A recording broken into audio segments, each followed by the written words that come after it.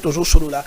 Donc on peut ça peut point de vue par rapport à un dossier à OCC parce que jusqu'à présent dans le monde le là bato balingi ba bafouer pouvoir batambola likola justice balingi ba saboter justice c'est-à-dire que justice a décidé les ana bato moko be bango balobi bazali likolo bango ne bazwa lo bazo mona lokola bazo diriger justice donc on peut s'appeler solo na kolobela pe point de vue nangi na banda ndeko na ngai Gelor bonne santé se présenter.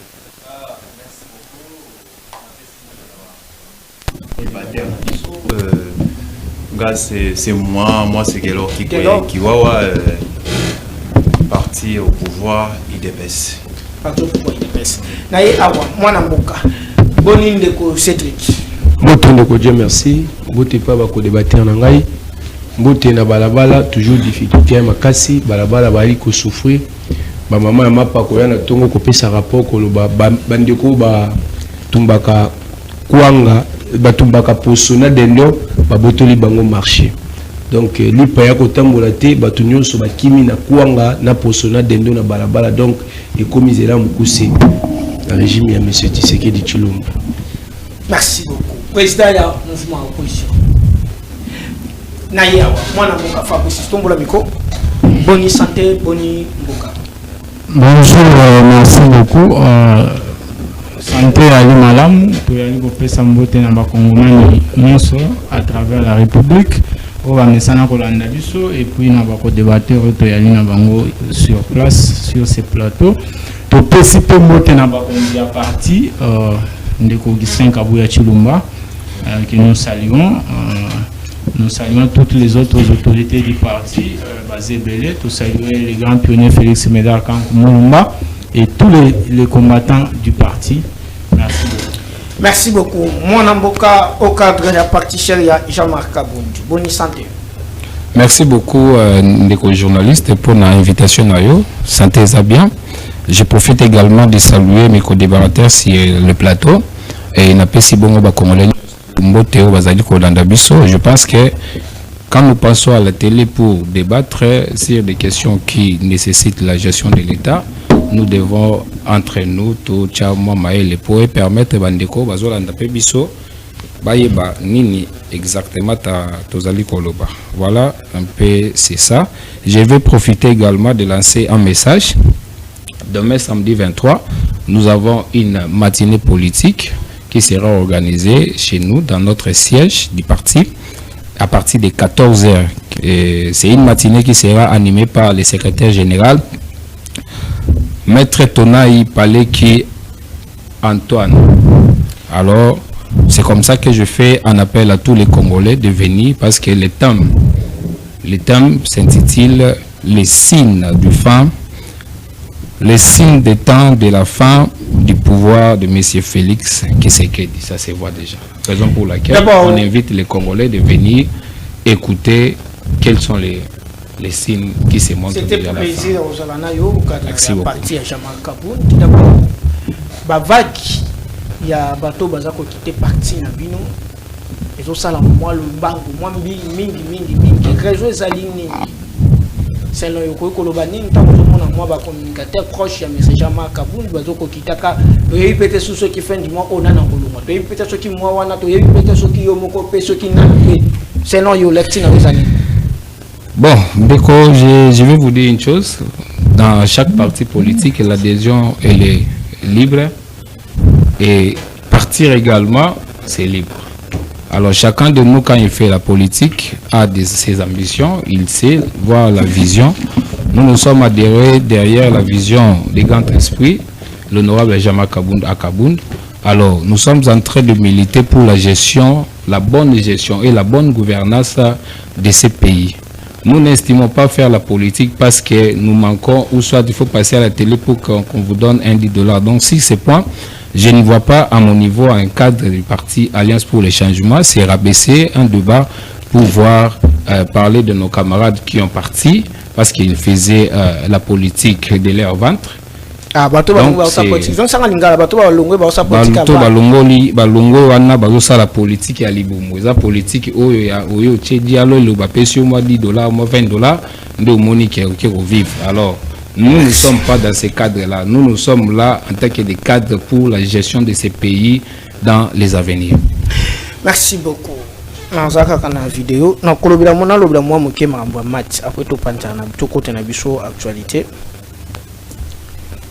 match parce que vite abeta ki lobby non ban na kota na parce que na losaka na lobela on ma bestre wana après na lobeli na pesi mo point de vue na ngina banda na ndeko na ngai kelo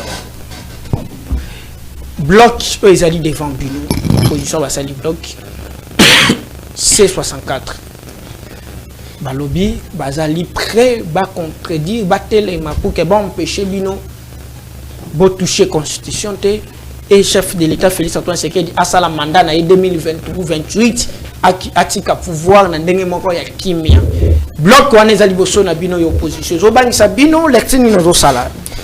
Merci beaucoup mon amboka Dieu merci na ngete na limbola mwa moke na ndeko na nga baza boso na nga ya koloba keno bandeko wana balongwe mpona bazalaki na besoin ya $10 peut-être bazosala politique mpona lilinga bango non c'est-à-dire quoi nos frères lo bazalaki na ndeko Jean Makabu ils ont compris que non esiko bazalaki eza esika te esengeli bazala ndo omoni keno bazongi na raison donc ndeko ifo abongisa place wana mais koloba keno kozonga na motu nano kolobaki te bandeko ya se esika te bazalaki wana esika bazalaki ezaki esika bazalaki esika ba rebelle.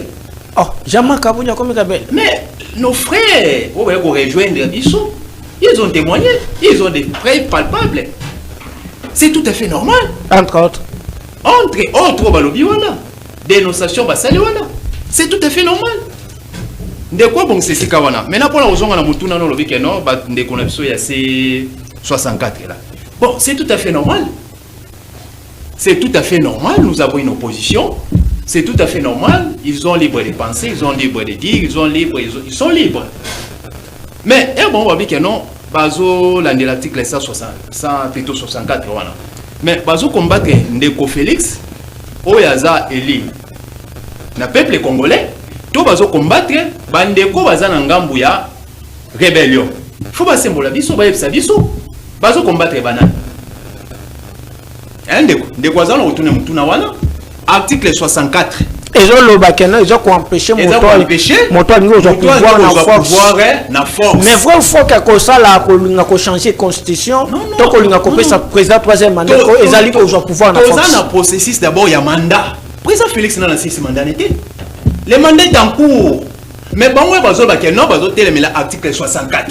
Bazo télé président Félix, le peuple congolais a voté qui donc bazo télé la bandeko yo groupe na bango bazana na rébellion. Faut pas l'obéir yango. Mais quand le bakeno ko banga bango, toujours banga bango te ba y a des forces, il y a des baisses. Nous maîtrisons la vie. Nous maîtrisons l'opposition et les pouvoirs toujours maîtriser yango. Va faire face na biso te ba y très bien de bazana. Bazo banga c'est biso te mais c'est l'air droit de penser. C'est normal. Mais ba y en face na bango bazana y a des baisses. Moi Mboka, fiston. Selon you. Vous sali C64, secrétaire IDPS a sali C4. Et je banque ça bien de Kolobi bien que non bangonde bayebi bazana monopole pour bayebi stratégie bayebi balabala. Selon yo ko pesa biso pe lumière moké. Na joie ki lebi ba pel ya bateau bayebi si biso ba tia on conditionnel na ngai ko tuna yo lo na bengisa que est-ce que c'est vrai ou faux que M. Jean Kabun ba interdire à quitter Kinshasa? Vous en la parole, vous en 4 minutes. Ok, merci Ndeko Nanga pour la maloba autouni na question autouni. Opposé à deux problèmes. Il y a liboso ezali C64 ndenge chami objectif zani. Yami balé opposé à C4. Bon. Na moni mingi il faut na répondre na o ezali C4. Parce que na C4 kozonga même pas 30 secondes. Ezali proposition au Ndeko Augustin Kabuya à Sali. Le président AI ou le CG, je ne sais pas. Il est qui jusque-là maintenant? On ne sait pas comprendre s'il est AI ou il est le secrétaire général. Bon, ezali proposition au Yamona qui fait ça là. Coup de chapeau à lui. Mais je ne vois pas pourquoi, moi, si c'est plateau, je peux parler de C4. Parce que jusque-là, Le C4 n'a pas encore de contenu.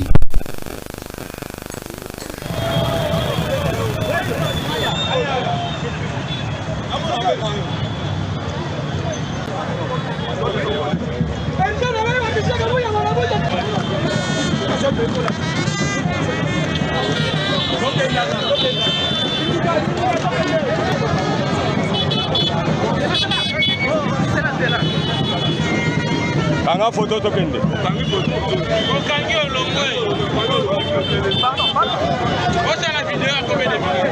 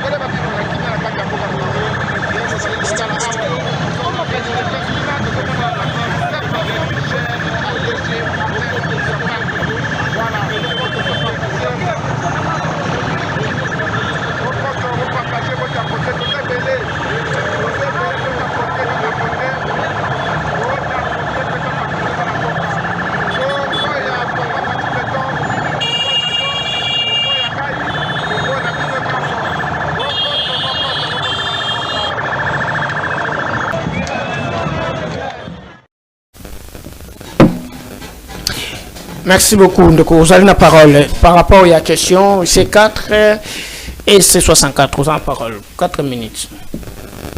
Voilà, merci pour la parole accordée encore une fois de plus. Je crois que le débat que nous sommes en train de faire ici, c'est beaucoup plus scientifique. Bon, mais comme débatteur, vous allez m'excuser.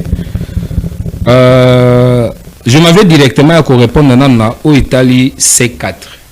Puisque je ne vois pas ici, moi en tant que cadre, venir dans un plateau devant les peuples congolais, parler de ces 4 qui jusqu'à présent reste encore une proposition qui n'a pas de fondement. Quand je parle pas de... Non, à répondre d'abord. S'il vous plaît. Article 64, s'il vous plaît. S'il vous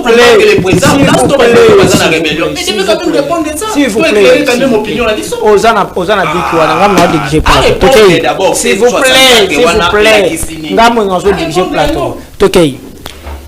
Alors, je demanderai à mon co-débatteur d'apaiser un peu les esprits parce que le débat est beaucoup plus scientifique. Quand vous parlez de ces 4, c'est tiré de la Constitution. Si vous ne maîtrisez pas la Constitution, tant mieux. Prenez le téléphone, téléchargez la Constitution. J'en ai ici, mais c'est moi le vrai problème. Répondez-nous d'abord.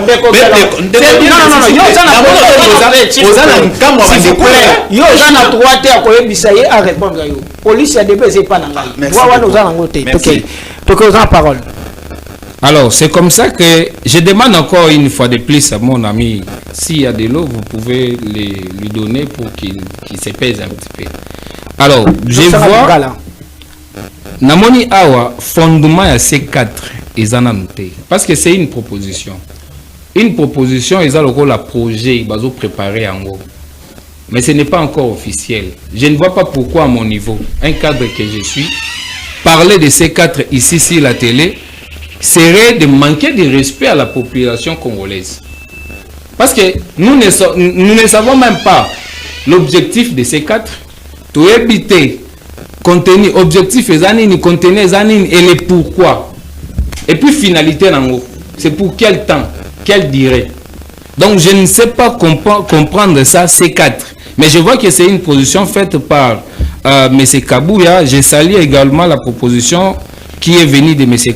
Kabouya, c'est Yemoko Ayebi, et là on a traversé na mou. Alors, C64. Alors, je vais répondre directement. C'est la matin pour la C64. Alors, les C64 ils ont titre phare. Ils ont titre phare. Oh, na katina yango. Ils allaient kolobe là-bas. Titre misusu et belé. Alors, na katina C64. Ils ont quoi élément élément principal de la Constitution. Aux en téléphone, aux en Constitution, vous pouvez ouvrir et lire. Que dit l'article 64? Mais nous n'allons pas seulement se limiter sur l'article 64, parce que l'article 64 est un élément principal. Il y a maintenant des éléments secondaires. Les éléments secondaires, c'est nous avons l'article 220, nous avons l'article 70. Tout ça, c'est énuméré. Nous sommes en train de faire un débat qui n'est pas imaginaire. Un débat qui est énuméré. La position est claire dans ça. Objectif, nous sommes barrés route, le chef d'État a signé la Constitution. C'est vrai ou faux? Vrai. Alors, tant que vous barré en haut, derrière Bino Nanyazana Katsuana, et deuxièmement, beaucoup barré en haut, parce que le chef d'État a plein de mandats. Voilà. Derrière la coalition article 64 qui est derrière nous, c'est le peuple congolais. Parce qu'aujourd'hui, attendez, je suis encore dans mes 4 minutes. Aujourd'hui, je vais juste vous glisser un élément. Chaque matin, les Congolais injurent les gouverneurs Bumba. Pourquoi? Il y a manque d'eau, il n'y a pas de transport, il n'y a pas d'électricité, la ville n'est pas gérée. Et les Congolais souffrent. Ce qui fait que lorsque nous maintenant, nous nous sommes réunis, les grands leaders se sont réunis pour dire, au-delà de tout ce que la population congolaise est en train d'en périr, est en train de vivre, Mais c'est Félix qui va encore aller au-delà de son mandat. Basant la crédibilité, pas population. Population peut savoir crédibilité. C'est la crédibilité déjà. Tous ces gens au Bazawana, c'est crédible. Merci. Non, t'as aux la parole, Fabrice Chambo, 4 minutes. Par rapport au bloc où ils ont Bino, ils ont Sabino parce que l'opposition va se réunir ensemble pour la bloc, va empêcher la constitution parce que Bazali probablement là. L'acte aux salés 4 minutes. Merci beaucoup. En tout cas, tout le monde avec notre peuple de Sika Bayali, nous avons tous compris le spectacle au Ndeko et Alliance pour la destruction du Congo, au Bango Babengi, Alliance pour les changements. Tout le monde spectacle a aussi pour étaler devant le peuple des histoires qu'ils racontent qui n'ont pas un fondement, aucune rationalité. Nakati Abilo Kondekwa Lobi au Italie C64. Est-ce que vous avez l'article 64? Article 64 lobby. Tout Congolais a le devoir de faire échec à tout individu ou groupe d'individus qui prend le pouvoir par la force ou exerce à violation des dispositions de la présente constitution. Bon, si vous expliquer dans 4 articles, place nini Tshisekedi Félix a eu pouvoir par la force ou soit par une manœuvre où il s'alliait à violer la constitution. Il n'y a nulle part. Donc c'est une association de malfaiteurs. Non, je vous dis que C64 est une association de malfaiteurs. Mais c'est jamais Kabound était le premier à Kokende Koujou. Il y a Kingakati Kokatana cheval blanc. Ce qui va le but de l'association de malfaiteurs. Non, mais vous savez, le but de l'UDPS, c'est l'association de malfaiteurs. Pour prouver que l'UDPS est l'association de malfaiteurs. Augustin Kabouya a géré l'UDPS. Nani a évité que Kabouya, c'est quelqu'un qui a les mains blanches. Alors Kabouya, c'est-à-dire, Atikala ko ibate, Atikala ko détourner te. Pour na retourner à détourner wapi, à détourner wapi, par exemple. Vous ne m'allez pas si mal en fonction de Monsieur Kabound, qui n'a même pas de la considération pour la jeunesse que nous sommes, pour notre éducation. Un type comme ça qui s'attaque d'abord à l'éducation yabana en disant que les grands Kassai ne peut pas bénéficier d'une infrastructure éducative, il y a grande envergure et à la hauteur il y a stoppé la grande ville du monde. Des gens comme Matata Poni qui se retrouvent dans la C64. Un voleur a pillé l'État. Si aujourd'hui nous avons un problème, il y a autosuffisance alimentaire. C'est parce que Matata Poni avait réussi et a détruire un projet phare qui était salvateur pour toute une république, projet à Bokangalonso. Denis Sesanga, c'est un aventurier, un rebelle, il y a grand renom. Donc, je peux dire comment manque de nationalisme, peu patriotisme, Denis Sesanga, ce n'est pas un secret pour quelqu'un. Qui est Denis Sesanga? C'est un aventurier, c'est un rebelle, c'est quelqu'un qui est antipatriote. Et l'autre encore, c'est qui? C'est 64 ans. Donc, c'est une association de malfaiteurs. Ce sont des gens qui n'ont pas de leçons à donner aux Congolais. Parce que, écoutez, Balobi, un groupe qui veulent prendre le pouvoir par la force. Mais Kabila qui finance cette histoire, il veut prendre le pouvoir par la force. Il fallait battre Kabila, il fallait battre la rébellion à Est. Totikala Congo na bangote ko sala groupe pour défendre la population à Est, pour s'attaquer à la prédation de richesses à Est et à la République de C4, c'est une association, plutôt c'est une plateforme où Augustin Kabouya a lancé. Je vous annonce d'abord. Yoka. Token de Malembe. Il faut pas qu'on me balande. C4, il y a l'association. Et il y a et l'autre, IDPS a lancé. c'est une coalition. Coalition où l'IDPS a lancé.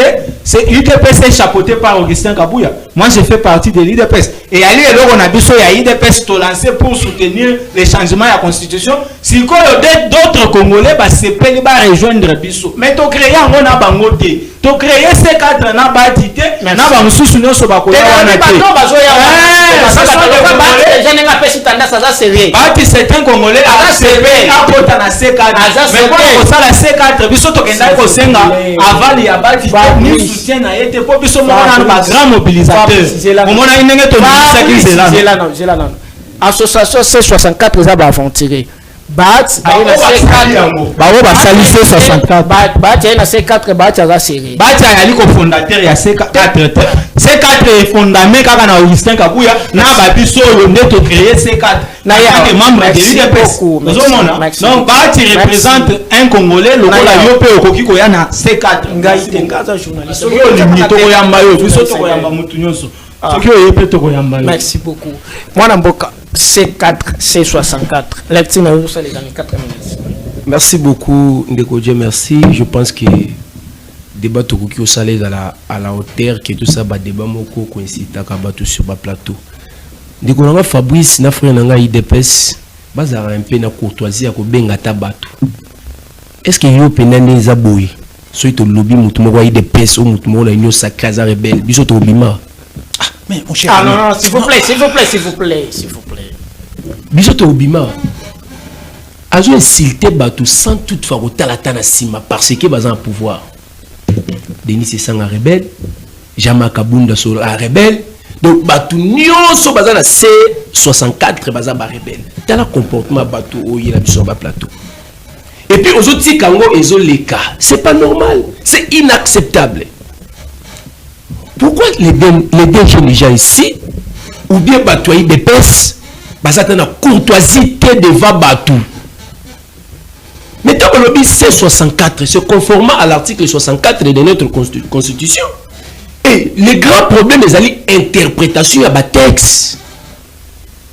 Mais c'est la confusion, et dès que C64 est allé colobater que Félix Antoine Tshisekedi azali na problème il y a pouvoir non ezali ko barrer route ya ko démérer na pouvoir d'une manière ya dictature puisque notre constitution à l'article 70 lobby ali na mandat moko renouvelable une seule fois mais tango ya comme déjà na ba tentative na ya ko changer constitution pour que a démérer na pouvoir yango pe bango ba lobby ke biso il faut to sangana to barrer route to barrer chemin wana ya changement la constitution na biso ezalate mais qu'on soit bandé koko banda ko finga batu vous connaissez l'intelligence de Denis Sanga okutane de aboy je ne suis pas de l'envol mais il faut saluer quand même l'intelligence des gens okutane Denis Sanga boy mais aujourd'hui au bengi rebelle bon bino courage au benga ba rebelle là mais vous avez peut-être na ba rebelle mususu au bino vous na bango mais peut-être pas courage au bango bazo soit ko benga ba rebelle sans toutefois côté la tête à ciment pour na bango je sais que l'IDP c'est le Kadiocha ceux qui va conciter et zali le mususu malunga ba koloba te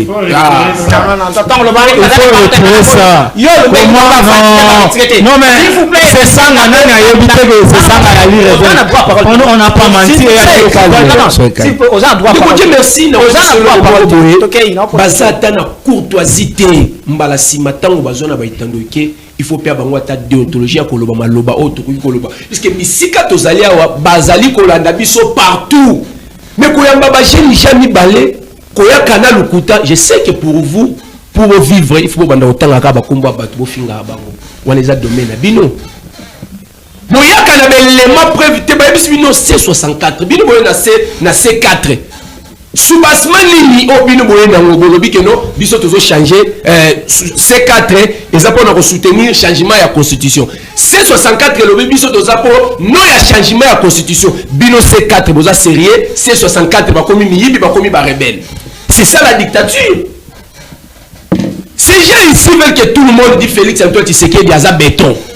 Donc, ce qu'on dit que Félix Antoine Tshisekedi a dit bétoté aux Rwandais, aux Andéquois Joseph Kabila, tout c'est ça le comportement là-bas.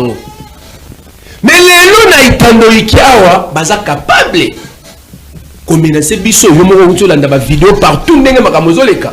Maintenant ces amis partout ndeko na ngai. Batika distraction na fanatisme. Alors c'est 64 ils ont la possibilité il y a influencer que non influencer ces 4 base stopper des marches de comme na suka. Ndeko na ngai constitution oyo ekotikala jamais kozala changer. C'est que je vous dis ekotikala jamais kozala changer. Ezali distraction. Babanda kolobango depuis kala ba changer. Ezali sentiment ba iko kosa tata mokonza mboka. Ezali fanatisme. Ces gens ici sont des winneristes, les deux ici. Des vrais winneristes, si vous les voyez. Non, n'a pas chité. Non, n'a pas chité. Non,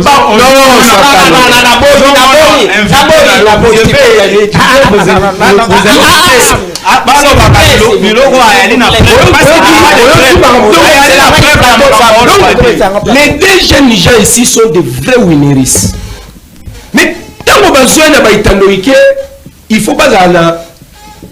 Et non pour que la population a l'andabiso, au lieu que la biso sentiment qu'on benga batu ba rebelle. Nazo cité ko lobabo les 4 leaders majeurs au Monina sommet à plateforme wana comme le Martin Fayoulou, le président Jean-Marc Kabound, le Denis Sesanga et Moïse Katumbi.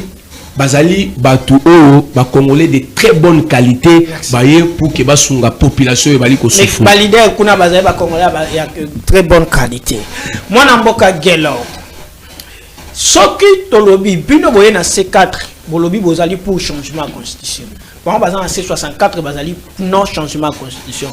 Peuple congolais ne motako sibi n'était peuple boningo lo badi po ngai ti bo sala C64 C4 na no me kokolo changata na babuzo na bino base babilo ko na tenga na Congo nga za population to besa ko population to zo pas population bo retirer soki ngai na kombo na bo retirer kombo na za na babuzo na bino na te po ben intérêt na bino so ba politicien ata intérêt la population ça te on a le but que changement constitution te on dit que changement constitution stade de martyr yango wana bo moni ba dégâts salami.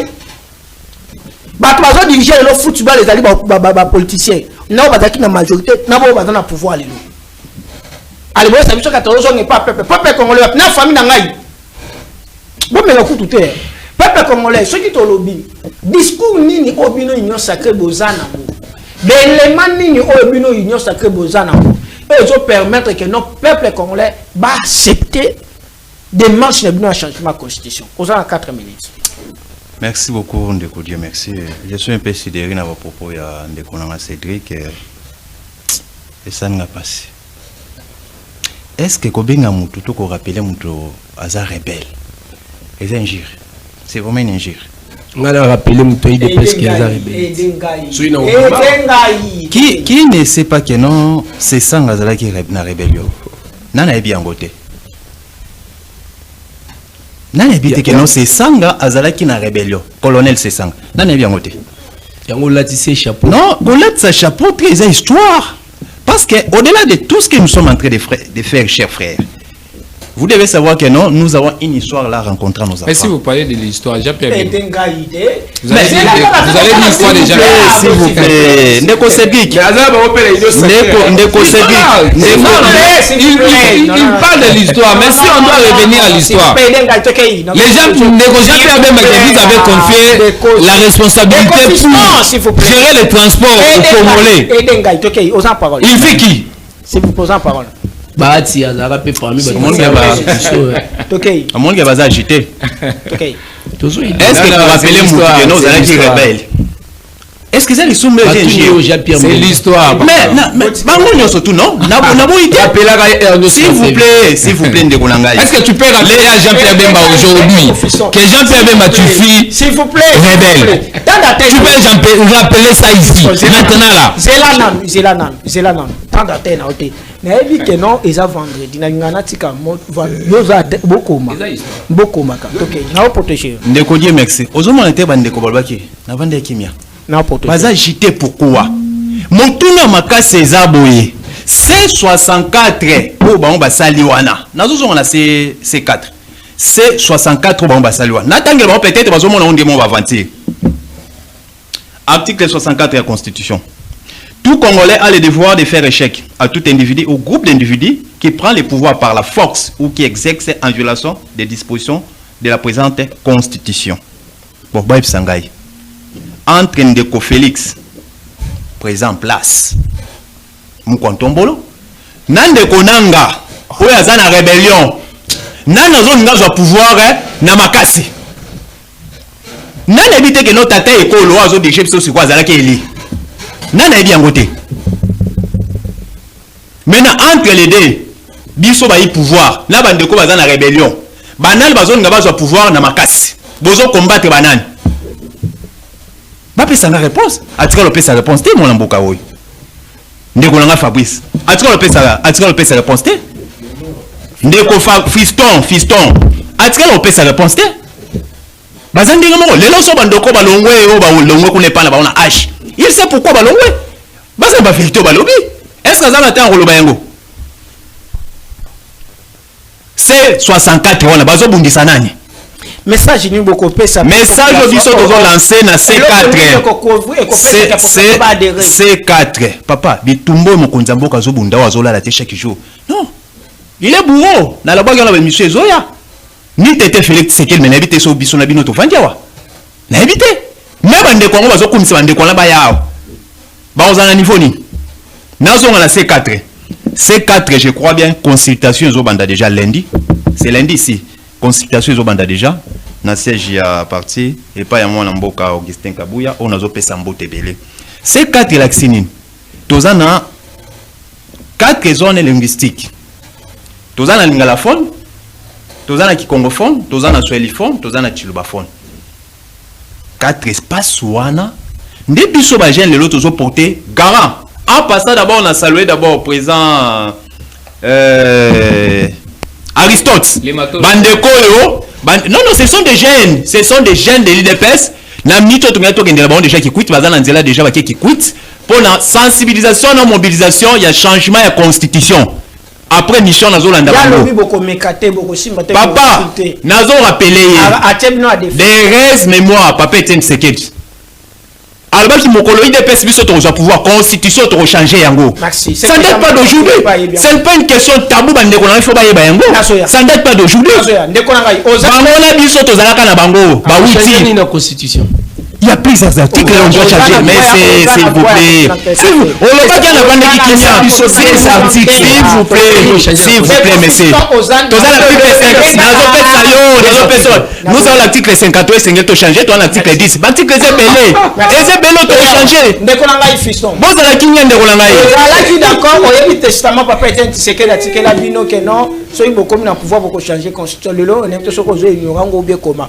Alors opposition au bino bosali bloc bozawana. Est-ce que la population bazali bakoza sincère au pèse force via crédibilité via action via nini ya bato baza devant bango? OK. Merci ndeko langai pour la parole wana otuni mutuna otuni ezali malamu mingi ceux qui lelo population a coupé sabiso confiance wana ya kolanda biso. Il m'a pas répondu.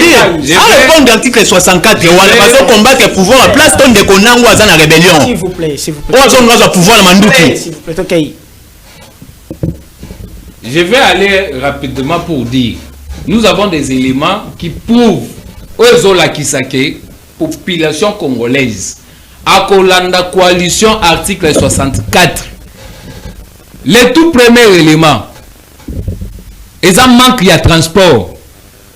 Nous n'avons pas de transport, nous n'avons pas de société de transport urbain qui peut permettre aux Congolais de se déplacer. Félix Tshisekedi 8 ans au pouvoir. Quelle société? Les bilans, c'est où? Aujourd'hui, ba quartier est belé, kaka wana limité awa. Ndeko to vanda ki na ba kuwen kendaki. Limité content à délestage depuis Félix Tshisekedi comme président. Bandeko bazola la molili information ezokendete batu bazotala so information te. Population wana waza kotala information te azana posa information. Ne wana kolanda coalition article 64 C4.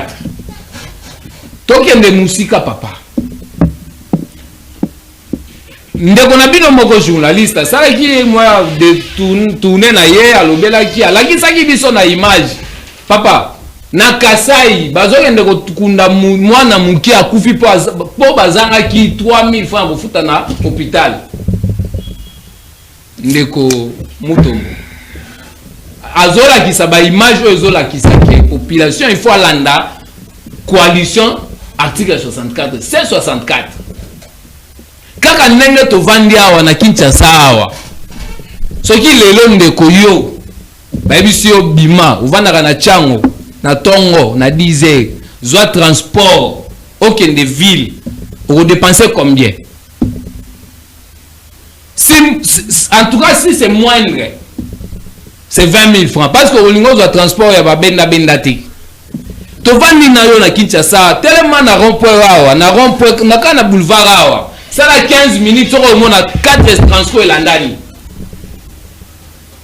Est-ce que c'est ça la question de votre métier? Oyo ezola kisa Congolais il faut landa coalition 64 c'est 64 parce que population c'est l'ennemi en tout cas mauvaise gestion au régime ya Chilombo population c'est l'ennemi yango na ndenge ya makasi souci à population ça papa koki ça kaka tana yo kenge okende opema eloko bakomusenga yango wana c'est comme ça que tant a commis quoi ba tentative na yewa est-ce que les gens de l'opposition la même population oyo va pesa ki yo mandat il y a des population la même opposition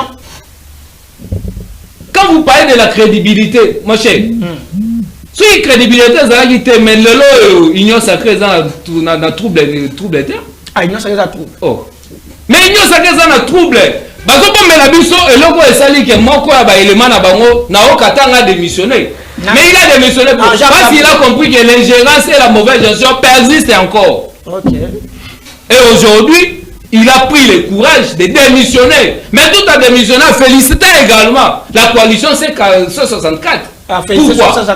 Pourquoi il a félicité? C'est Kazoya Kuna. Moi la minute nangai. Attendez, na lingina lo belo mokwa. Aujourd'hui, Neko Fabrice nous parle de Kabouya main blanche. Mon cher, vous ne pouvez pas avoir honte. Il faut arrêter de suer le nom de Kabouya sur les plateaux ici. Parce que Kabouya ne peut pas aujourd'hui être la main blanche. Aujourd'hui, c'est que nous sommes en train de voir avec la force du progrès. La force du progrès commence à arrêter les militaires, les affaires à la soie par terre. Kabouya est où? Ils sont gérés par qui? C'est que nous sommes en train de voir dans les arrêts. La force du progrès aujourd'hui commence à percevoir même les textes. Nabambama maraîcher. Kabouya ne voit pas ça. On est en train de créer les milices où on est la main blanche. Merci beaucoup. Mon Amboka. Merci beaucoup d'abord. Pour permettre d'abord, merci beaucoup à DG Simanga. Nazo Senga Boy. Déjà au CC Simanga Etienne. Nazo Senga Boy. Ministre Julien Paloukou. Justice après ça qui est avec Dick Naye. Il j'ai fait ça déjà Moussa Nango. Ma monique M. Timanga, j'aurais appris qu'il est innocent. Au CC, il fallait que réhabiliter à zone na fonction. Tout le monde bande ko moko ba syndicaliste ba bimi na kati OCC bande ko ngai kako bazana ba OCC ba tindelinga matière na bande ko ba syndicaliste ba yeba bani ko luka ba makambo botika ko luka ba sili na mutu ya mutali bandi. Ezalaki d'abord dossier à gestion, ezalaki d'abord dossier à détournement.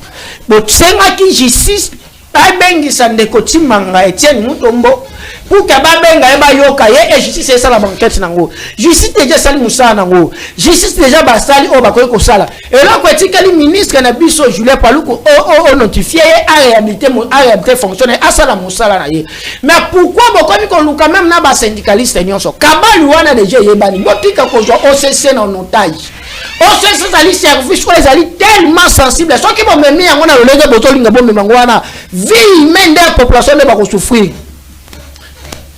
OCC la de la kabilo kotoliaka OCC ça la maraboue belé mais bon tika moto ça la mosana ye mon le président économique moto soka monika osala mabe alongwe mais comment bokomi ko ça ba kabal bo ki sous na ba syndicat non population bo fungola misu bo tika ko zo OCC en otage bo comme ça bien prouvé na bino ba politicien Ce qui me sétime en Etienne Mutombo. De Monique et Sengela Zong la Moussana Yaza innocent, ministre notifié Zong Issa na fonction aye. Moto azo ça l'intérim, moto azo jouer rôle intérim, a jouer rôle 3 mois. Selon loi administrative, il y a 3 mois. Mais bon, ça la Moussala.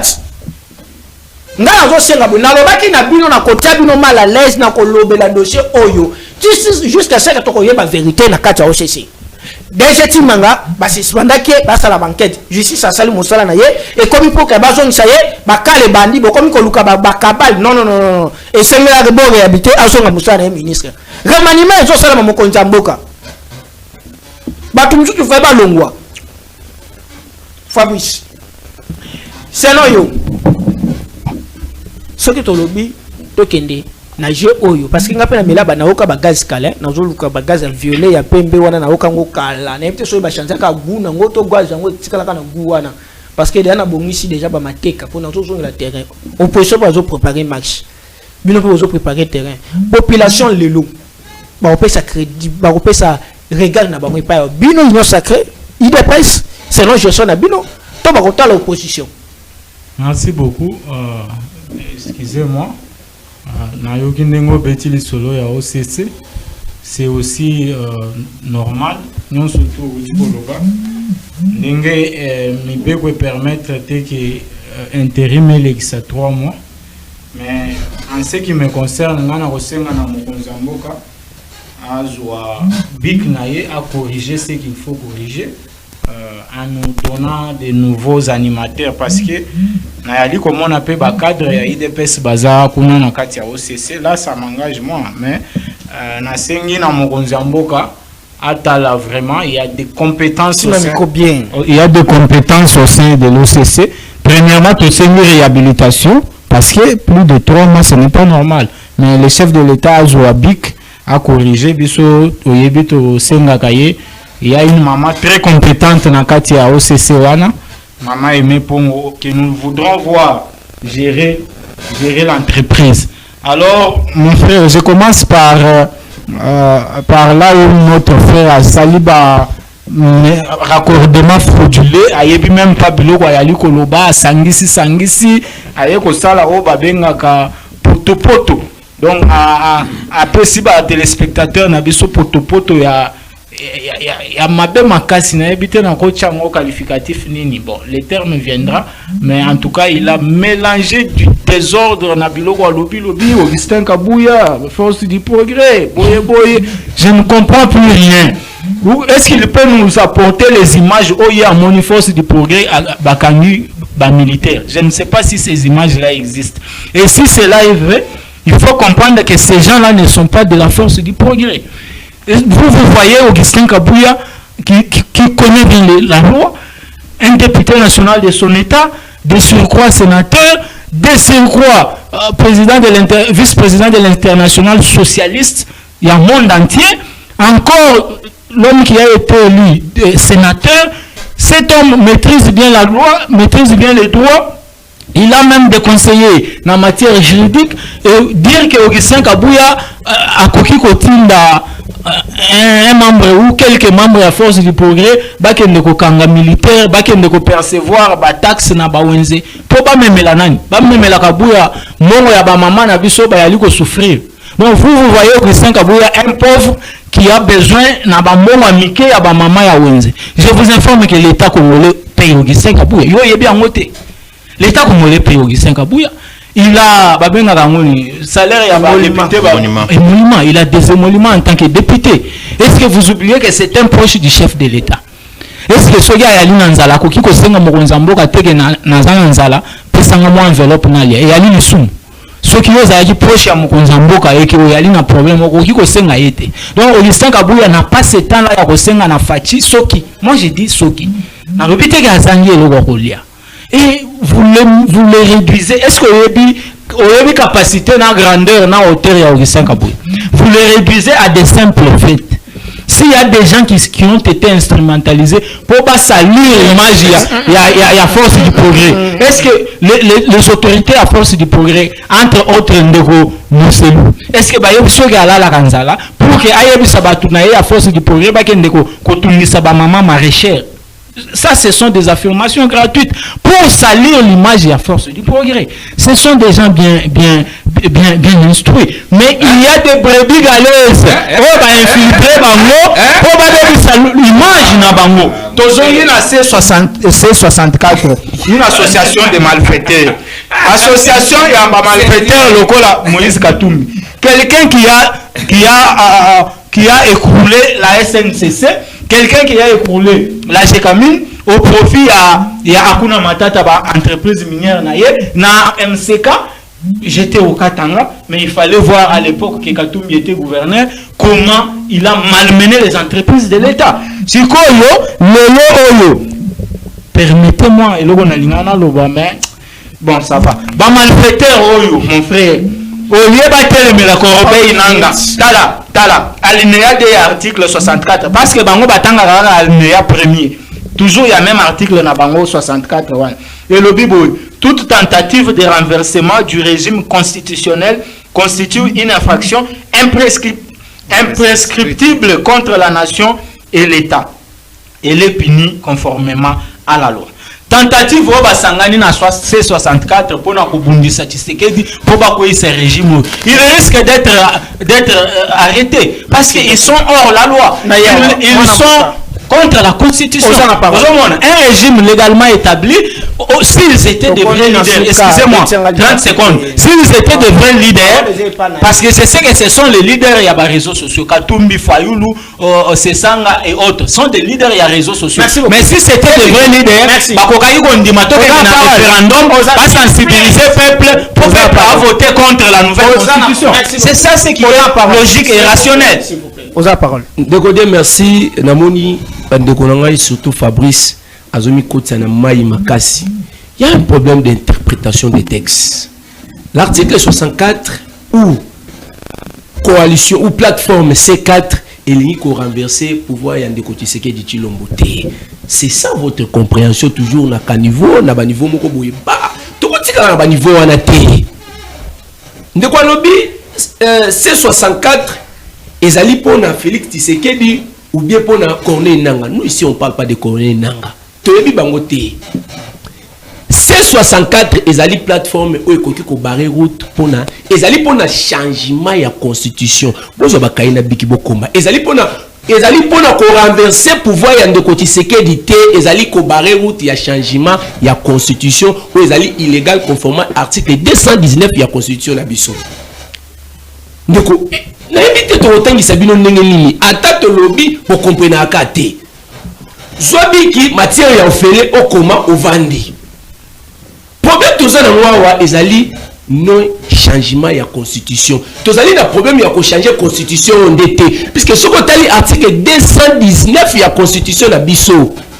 Et petit si na moment biso tozali na yango que constitution na biso ezala réviser ou ezala changer. D'ailleurs que l'article 218 ya constitution et prévoir changement thème et prévoir révision. Mais tant que vous avez un changement, il y a un route na révision puisque ezali dictature de Konangai. Eza matière ya ofele botika sentiment osubi ki okomi jour nous suspect au bandi ko tangi sabatu. C64 elingi ko lobate ke bazo sala renversement ya pouvoir ezali légitime. Balobi ko kendende na kolekana au-delà ya pouvoir. Article 70 alobi mokonza mboka azali na mandat moko renouvelable une seule fois nde balobi ekoki koleka te. C'est ça C64 au-delà ya 10 ans ya mandat tango komi ko exercer pouvoir okomi ko sala okomi ozwa pouvoir na force. Est-ce que moyebi yango ezali matière ofele ndeko na ngai. Le président de la République azali na mandat moko renouvelable une seule fois. Après un mandat na ye soki a komi ko exercer pouvoir conformément à l'article 64 et lobby azana illégalité à exercer pouvoir nae. Mais tu entends ça bino ndenge nini? Ah Corneille Nanga zate bino boyeli biso ka ko traiter biso ba rebelle. Bino to bino bolia aka ko finga bato. Bo changer communication. Bo changer communication. Ndeko ngai Fabrice, bo changer communication. Congo ndezali ko kendela libulu. Okoki boya ofinga no chama kabunda za muibi asala za rebelle échanger ba congolais. Comme vous êtes habitué d'insulter les gens, oh, Denis c'est ça, Gaza rebelle, Batouana, Baza crédible. Est-ce que vous, Naïno Sagé, vous êtes crédible? Constitution, biso to ça dans mon besoin battu. Je peux citer Vital Kamera qui est dans la Saint-City et nani le papa Nabiso Bahati, Azara membre de la société civile, besoin de Naïno Sacré. C'est la constitution. Na tout une question, ni to ko changer la constitution au PC l'article 10, l'article 53. Article 217. Bon, moi je dis qu'il n'a pas interprété l'article 217 de la Constitution. Tu as quelle qualité? Aux en qualité, nous pouvons interpréter l'article 217. Vous avez fait la débat sur l'article 217. Il y a 15. Vous allez interpréter l'article 217.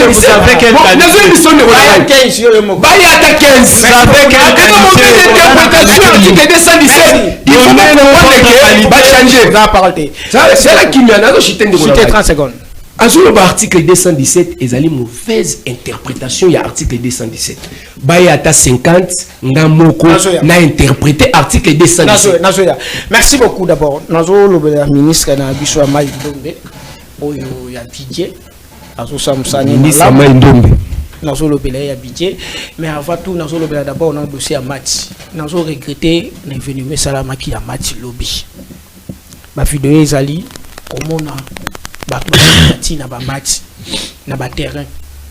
Dossier problème à l'Ibosso, il y a l'arbitrage de choses à ma baie. Deuxièmement, sur le plan sécurité. Est-ce que la disposition sécurité n'est pas jouée à Maki? Pour sécuriser la population. Parce que match à vite, on a les aides des acquis déjà bangé belé. Et remplacer match à vite, on a une renaissance. Mais sur le plan de la sécurité, j'ai vu même dans l'image, faire baisser la carte à terrain, la carte à 20 mai. Faire baisser le moins, comment aller la carte à 20 mai ou bien comment? Tout le monde a possédé que notre population est belé. Mais sur le plan sécurité, on a évité. C'est dans le domaine de la sécurité, mais on a évité. Mais si la police qui peut sécuriser le match, j'aurais appris même à des gars salami dans une confirmation. On a peut-être non, on a toujours officiel, communiqué officiel et salama. Mais des gars salami à ma casse, le monde est colo, acheté à quoi. Match ça est bête bastadi que stade Boukani Babouki Batuni match ça qui attention arbitre boybi arbitrage na biso d'abord on a toto yente nanu ya mo monika politique boye na kata sport et ko bomaka sport c'est l'une des raisons nous souhaiter boye président et ça super important oh ko ya bolo babo interpréter chez ma fou et c'est important président oh longola nanu général Elvis place Azali regardez votre la image. Tout le monde est un policier. Dans le nombre de la population, mais effectivement, il y a la police et les armes qui est. Les policiers, le nombre de la population, qui a incapacité à maîtriser la situation à niveau comme la Kibango. Parce que la police qui est belé, n'a pas de stade. N'a pas de sportif, n'a pas de stade. La police est qui est. Talanti na kacha adversaire. Population doit se défendre yemoko. Yango le qui va déguer salama kibobo. Est-ce que c'est important que le général Elvis aille la ville à Kinshasa? Est-ce que c'est important que bon mécanisme le général Elvis même stage à 3 mois? À 6 mois pour personne dans la ville à Kinshasa à gérer nam na biso na ville à Kinshasa. Général Elvis a prouvé de quoi ça capable. Bon vraiment na boye. Le match est bête à la vie de la général. Les policiers sont général Elvis. Quand Elvis a qu'à maîtriser la situation, le match est bamba il banga. Moi, Koufa.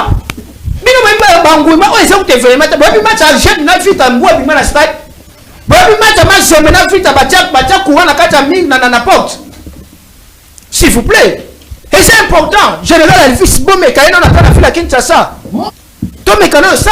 Basali déjà tout le monde qui est capable de basali mais tout ça peut général Elvis maintenant nommé ministre na biso madame Niclet meilleur ministre et ministre professionnel nyonso ya budget na Maïdombe le lo oyo na meka kolobela awa na Maïdombe ba commissaire lisusu assistant lisusu na ministère de la finance parce que a komi ko coordonner pe lisusu azotia lisusu na pe lisusu na finance parce que so to jouer ba mama ya boya ta na ba ministère provincial na biso belé a ko récip to fanda kimia longo ya mama Nicolette ozo mériter ba place belé parce qu'on a montré biso de quoi oza capable ya osala mwana mboka 30 secondes modèle trouver de ça quoi merci 30 secondes on a passé sur de ça quoi.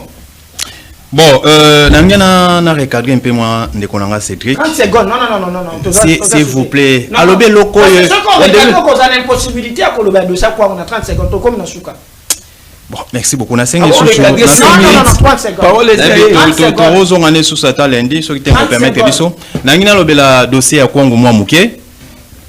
Selon nos caméras, c'est pour bientôt le gouvernement provincial il y a niveau il y a province ya Kwango toza ko interpeller ba député provinciaux nyonso tout il y a IDPS bon fongola misu na nouveau gouvernement ya ndeko Wilu Bitusila parce que vous êtes redevable devant la population biso IDPS biso pouvoir toza ba téléspectateurs té na pouvoir ya biso moko na gestion ya province ya Kwango alors naza ko interpeller ba député provinciaux nyonso tout il y a Kwango bofongola misu tozotala aussi longtemps que non IDPS se retrouver na gouvernement ya Bitusi la zone ngafu abimisa awa en tout cas bon mon abiso na nzela na bino cette fois-ci nyonso ezala ba théâtre mais bon commissaire province lokola théâtre 30 secondes de Kofiso 30 secondes. OK, merci. Na 30 secondes naza nango na kosenga na ba congolais nyonso tout lobby samedi boya ebele na siège à parti na biso na siège national eza na 10e rue parmi ba leader nyonso tout ba sepeli ba sangani po ba sauver mboka na kati na bango za na leader incontournable qui est le phénomène tout tourne autour de lui Onani, c'est toujours lui, c'est le président Jean-Marc Kabundu à Kaboun. C'est comme ça que nous vous appelons, venez nombreux. Merci. Comme ça, le secrétaire général, Tonaï, va vous dire, les signes de fin que le gouvernement ou le régime Merci. Camarade. Je demande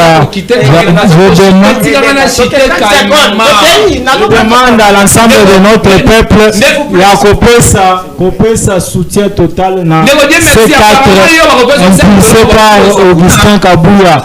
Na Monikuna, na Kasai Oriental. C4 qui dans l'Ombango a soutien à gouverneur Jean-Paul Mbebe que nous saluons monsieur le gouverneur Jean-Paul Mbebe mobilisation pour le changement de la constitution pour na Kasai Oriental. Merci beaucoup Ndeko Dieu merci 30 secondes napenda souple kobenga commandant ya PCR ya ville province ya Kinshasa amekana kotala problème au italien embouteillage toyebite na Kinshasa embouteillage koma biloko kolia ou bien zalaka nini. Donc merci beaucoup bozalaki ebele ya kolanda biso tomonani lobby na même air merci beaucoup. C'est parmi les incrédibles de ces régimes quand vous cherchez les hommes